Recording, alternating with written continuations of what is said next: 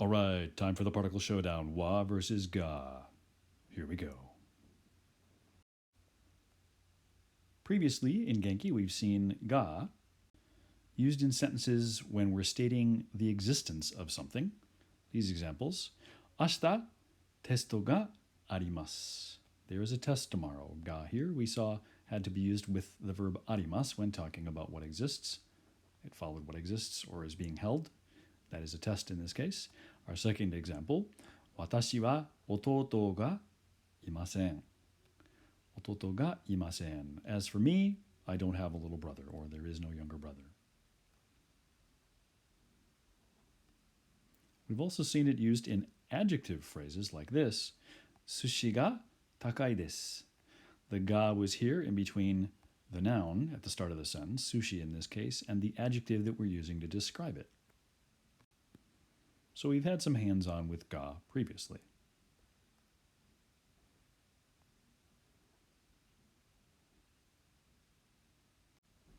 Genki's been kind of mum on the specifics of ga, and lately I've been explaining it like this. The best way to think of ga is when you encounter ga in a sentence, it's like a flag up.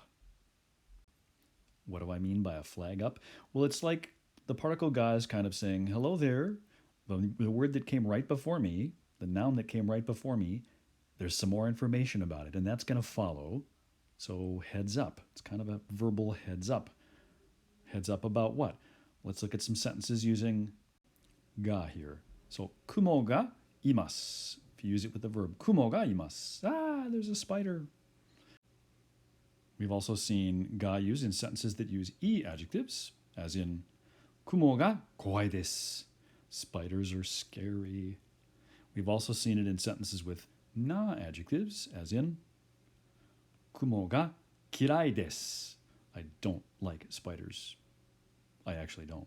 And we've also seen it in sentences where we have it combined with other nouns. Kumo ga tarantula desu. Sono kumo ga tarantula desu. That spider's a tarantula. Our focus on ga in Lesson 8, though, is to show you some examples in which you have to use ga. You're required to use ga. The first here is as follows. When the communicator believes that the information that follows is news to the listener. More on this in just a moment.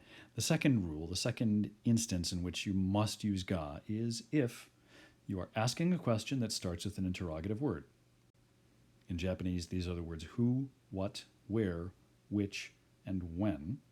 And you also have to use ga when you're answering a question that was started with an interrogative word. So if somebody asks you a who question, what question, where question, and so on, you have to be careful. You have to be certain to include it in your response. Let's get a look at a couple of these in action, some sample sentences or conversations.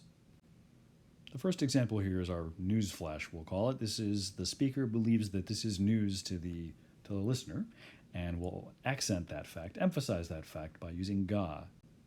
Let's say a brother and a sister are talking. The sister says to her brother, seeing the cake on the table, "Oh, お母さんはケーキを作りましたよ. Mom made some cake." Meanwhile, the brother, though, he knows this isn't the truth. It was actually he who made the cake. He could correct his sibling by saying, no, no, no, Mom didn't make the cake. He would say, いいえ, 私がケーキを作りましたよ. The brother, believing that, well, he has evidence to suggest that his sister doesn't know this, and so thinking this, he's telling her, newsflash, it was I that baked the cake and not Mom. And so in this instance, you must use ga instead of wa. Let's look at another example of this newsflash use for the particle ga. Imagine you're in Japan standing on a train platform talking to your friend, and she says, 電車は便利ですね. いいですね. She's remarking on the fantastic public transportation system in Japan and wants to make a conversation about it. 電車は便利ですね. いいですね. Trains are so convenient and they're so nice in Japan, right? She's established the topic using wa, and the two of you will continue your topic of talking about trains until Your friend sees behind you, pulling into the station, the train you've been waiting for. Now, you've been talking about trains, and that's great, but if your friend wants to announce to you, hello, newsflash, the train is here, it would be incorrect of her to say, 電車は来ましたよ. 電車は来ましたよ is incorrect, grammatically speaking, also situationally. In this instance, she has to use ga.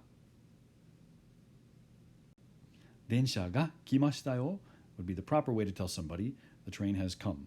At this point, she's signaling she doesn't necessarily want to carry on that conversation or doesn't feel like it's appropriate. After all, you should kind of stop what you're doing and get on the train before it pulls out of the station. And so ga has to be used here. 電車が来ましたよ, newsflash. Here's something you may not have seen or noticed.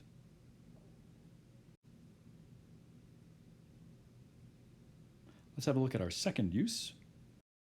Instances in which you have to use ga. Recall that just a few minutes ago, we said that when somebody asks a question that begins with who, what, where, which, or when in Japanese, you must use ga following that word. Wa is never used after interrogatives. Secondly, you must also use ga when you answer a question that was begun in this way. Let's look at a few examples of questions and answers like this. If someone should ask, as the person on the left does here, 誰がメガネをかけていますか? Note that this is grammatical. We have the interrogative 誰, who, starting off the sentence. We have to follow that with ga always. Remember, wa never follows an interrogative word in Japanese. So asking who wears glasses, if you were to answer that, you would also have to use ga. You should say, if you wear glasses that is, 私がメガネをかけていますよ. 私がメガネをかけていますよ.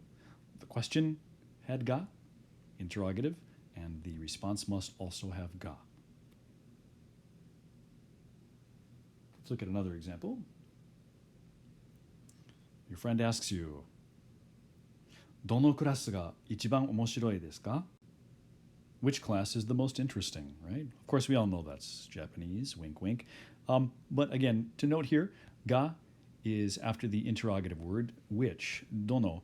Recall that dono is one of our pointing words from lesson 2, kono, sono, ano, dono, this, that, and the other thing, and then which thing. Recall that with these pointing words, kono, sono, ano, dono, they're always followed by a noun. We have kurasu here. So technically, the ga does not directly follow the interrogative word, but it'll follow the phrase that includes it, right? So, dono kurasu, which class? So which class is interesting? To answer that question, because it was started with an interrogative, your answer must also include ga. You respond, 日本語が一番面白いです. Japanese is most interesting. 日本語が一番面白いです. Let's take a quick sampling of some of the other sentence styles that you may find, some other instances in which an interrogative leads, and ga is used in the follow-up. 誰が公園に行きますか? Who's going to the park? みんなが行きますよ. Everybody's going. 何が一番おいしいですか? 寿司が一番おいしいですよ. What's the tastiest? Sushi's the tastiest.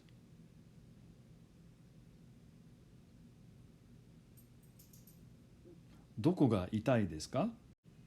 Where does it hurt? 頭が痛いです. My head hurts. いつがいいですか? Asking here a friend or a coworker, someone at your company, when is good for that meeting or the luncheon or whatever it is. The response, 火曜日がいいです. Tuesday is good. And finally, どの人が友達ですか? Which person is your friend? Your response, この人が友達です. This person is my friend. So again, the thing to note here for all of these is that the interrogative question in blue in all these examples starts each sentence, and that ga is always used following 誰が、何が、どこが、いつが、どの人が. The responses invariably must use ga as well. みんなが、寿司が、頭が、火曜日が and この人が. That concludes our look at the particle battle of wa versus ga. 皆さん勉強頑張ってね。